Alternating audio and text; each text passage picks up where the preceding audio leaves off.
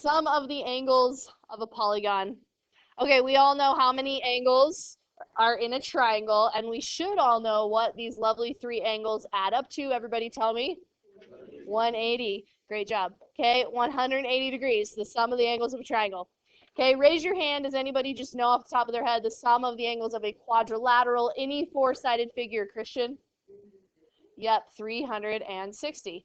All right, does anybody just happen to know the sum of the interior angles of a pentagon? That's a 5-sided figure. You just like randomly know that? Debke? You already, okay. Sophia? 540. Okay. Anyone just happen to know the sum of the angles of a 6-sided figure, which is called a hexagon? Anders? Yeah. Nope. Sophia? Yep. You don't have to memorize these. Here's how we're going to remember, okay? This guy right here splits up. If you just take any vertex and you go across here, you divide it into 2 triangles, meaning the sum of these 3 angles is 180, and the sum of these 3 angles is 180. What's 180 plus 180? 360. All right, now let's say I go to this next one right here. We have a pentagon, 5-sided figure. You pick a vertex and you go across to the other vertices that are not connected. How many triangles is that? 3. So you do 180 plus 180 plus 180, or 180 times 3. All right. And then the next one, you pick a vertice and you split it into triangles. Connect as many as you can. Right?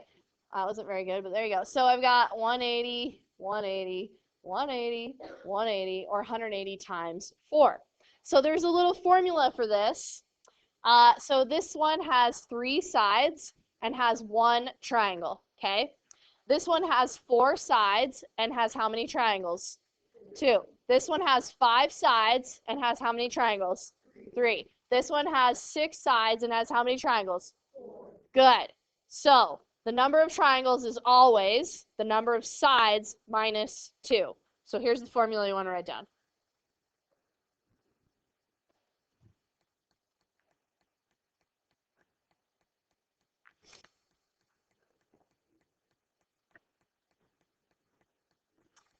All right, so n is the number of sides. All right, minus 2 times 180. This tells us the sum of the interior angles of any polygon. Okay. And then you're just going to memorize the sum of the exterior angles of a polygon, which I'll show you kind of what that looks like here in a minute. But the sum of the exterior angles of any polygon is always 360.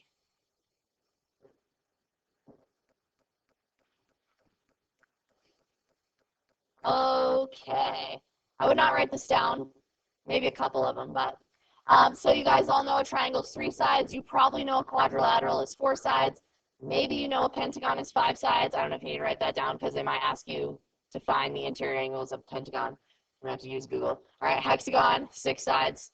I would probably write these down. Heptagon is 7 sides. You'll see heptagon in our book, 7 sides. Yes?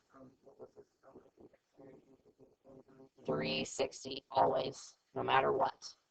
Okay? Octagon is 8 sides. You probably know that one. All right? And then it gets a little confusing, so you might want to write this down. We call this a nonagon, is 9 sides. A decagon is 10 sides. And this next one, we actually do an undecagon. And a dodecagon.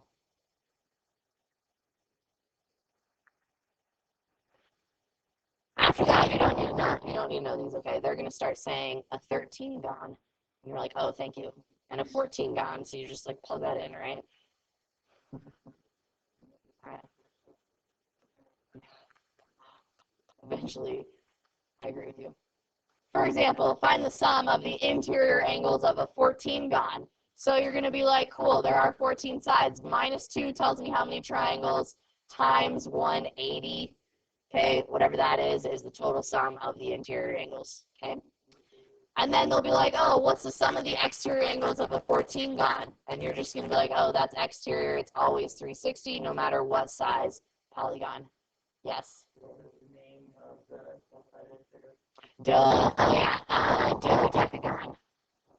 Yes, dodecagon. Alex. I mean, wow. Googleagon. Googleagon. Addie. This one? Yeah. Okay, you will probably only have to know up to a dodecagon, and then you'll just say 13, 14, I'll tell you. Okay.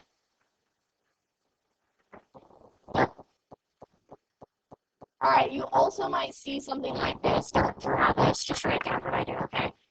So we've got all the exterior angles. That's what this is a picture of. When you're like, I don't even know what we're talking about. This is exterior, okay? This is an exterior angle. That's an exterior angle.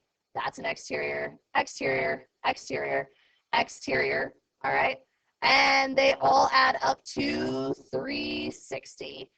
So you're going to start by writing them down. So I'm going to be like 80 plus 40 plus 50 plus 65 plus x plus 55 equals, 360.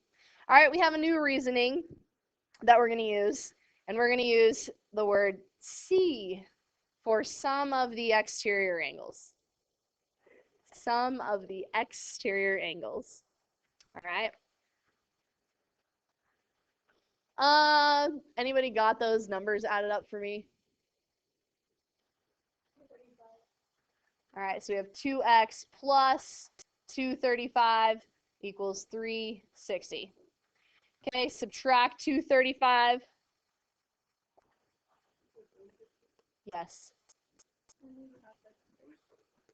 Only what? I only added up here. Oh, you didn't add any more, so we're wrong here. Somebody add those up for me. 80, 40, 50, 65, 55. Or I will, over here. 290? All right.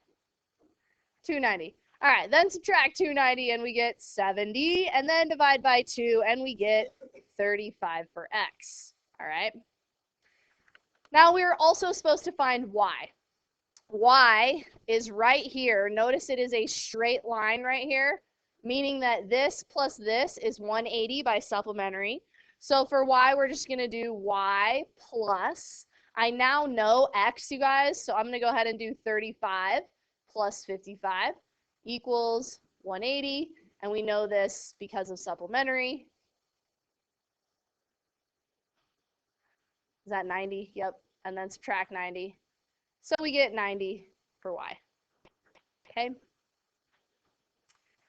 All right, now we have another new thing called Inscribed Quadrilateral. So draw a lovely circle and a four-sided figure inside of your circle.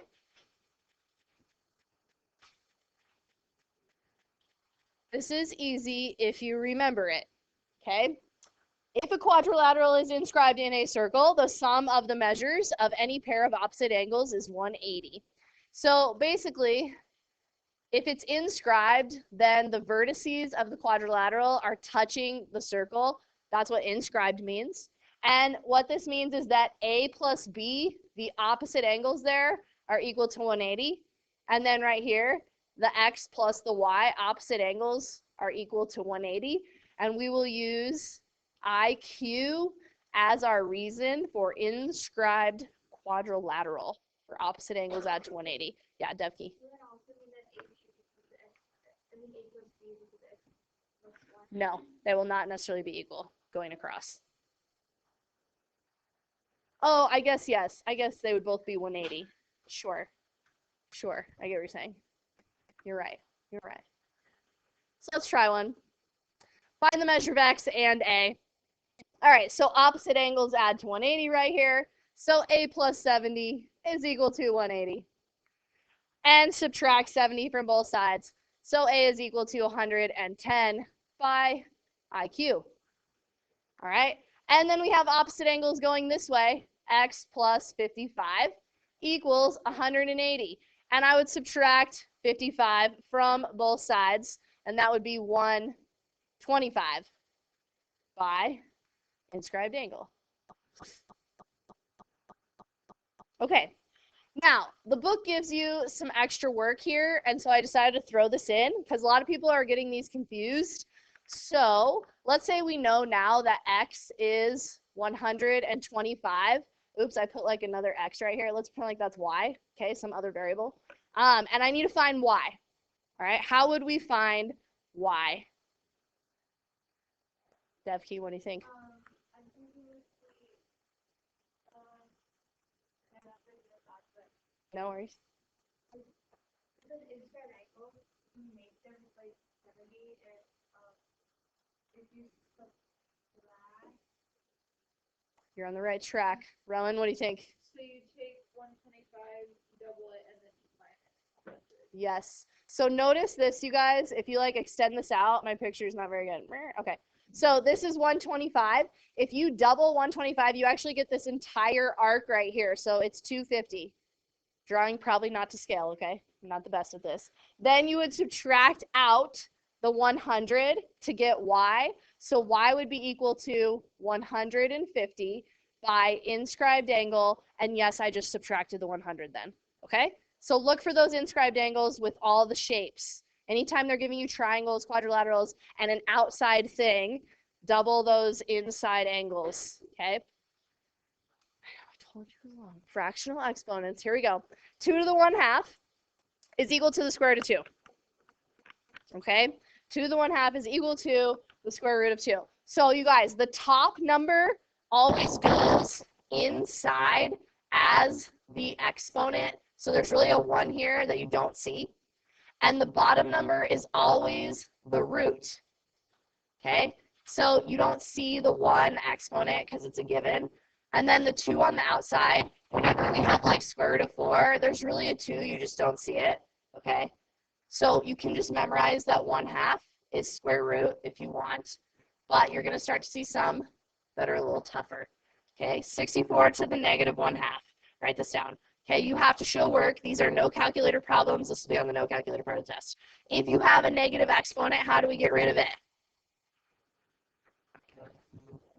Yeah, flip it to the bottom, right? So I'm going to first put this like so. Now I got rid of the negative exponent. Okay, and then I'm just going to memorize 1/2 power, or I'm going to memorize that the bottom number is the root and the inside number is the exponent. It still just means square root of 64, which is 8. Okay.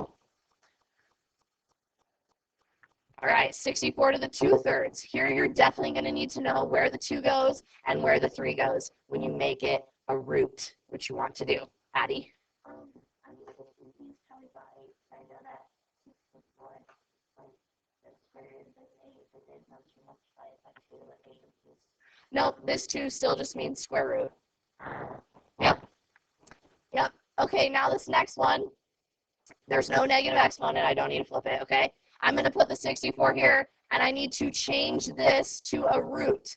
This number on top goes on the inside. This number on bottom goes as the root. You have to remember that, all right?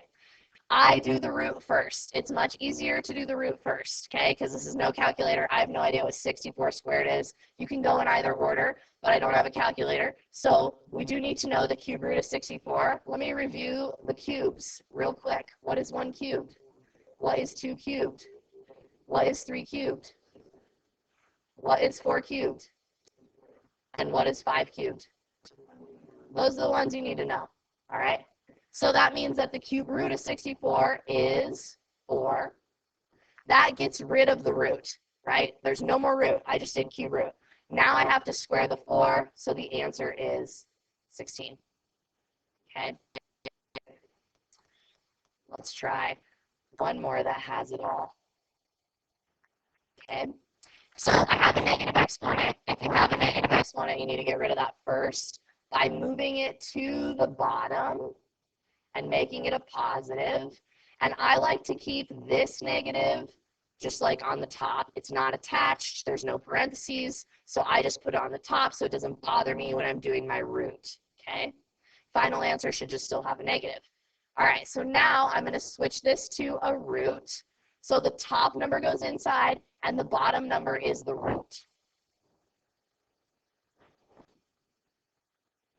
Okay, always do the root first. What's the cube root of 125? 5.